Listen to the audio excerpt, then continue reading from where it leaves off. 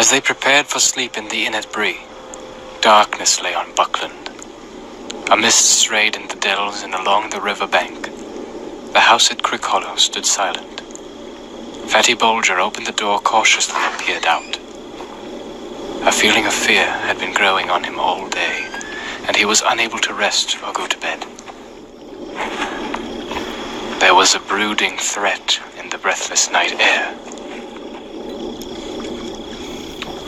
As he stared out into the gloom, a black shadow moved under the trees. The gate seemed to open of its own accord and close again without a sound. Terror seized him. He shrank back, and for a moment he stood trembling in the hall. Then he shut and locked the door. The night deepened. There came the soft sound of horses led with stealth along the lane. Outside the gate they stopped, and 3 black figures entered, like shades of night creeping across the ground.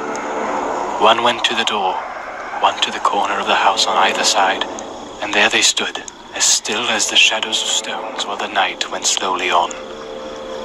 The house and the quiet trees seemed to be waiting breathlessly.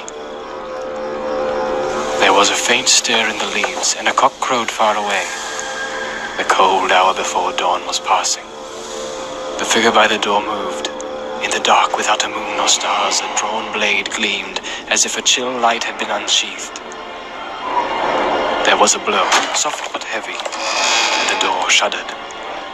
"Open, in the name of Mordor," said a voice, thin and menacing. At the second blow, the door yielded and fell back. With timbers burst and lock broken, the black figures passed swiftly in. At that moment, among the trees nearby, a horn rang out. It rent the night like fire on a hilltop. "Awake! Fear! Fire! Foes! Awake!" Fatty Bolger had not been idle. As soon as he saw the dark shapes creep from the garden, he knew that he must run for it or perish. And run he did. Out of the back door, through the garden and over the fields. When he reached the nearest house more than a mile away, he collapsed on the doorstep. "No! No! No! No! He was crying. No, not me! I haven't got it!" It was some time before anyone could make out what he was babbling about. At last they got the idea that enemies were in Buckland, some strange invasion from the old forest. And then they lost no more time.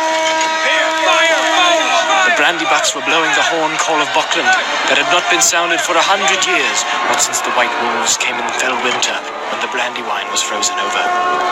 Awake! Awake! Far away, answering horns were heard. The alarm was spreading.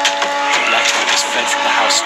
One of them let fall a hobbled cloak on the step as he ran. In the lane, the noise of hoofs broke out, and gathering to a gallop, went hammering away into the darkness. All about Crick Hollow there was the sound of horns blowing, and voices crying and feet running. But the black riders rode like a gale to the north gate. Let the little people blow. Sauron would deal with them later. Meanwhile, they had another errand. They knew now that the house was empty and the ring had gone.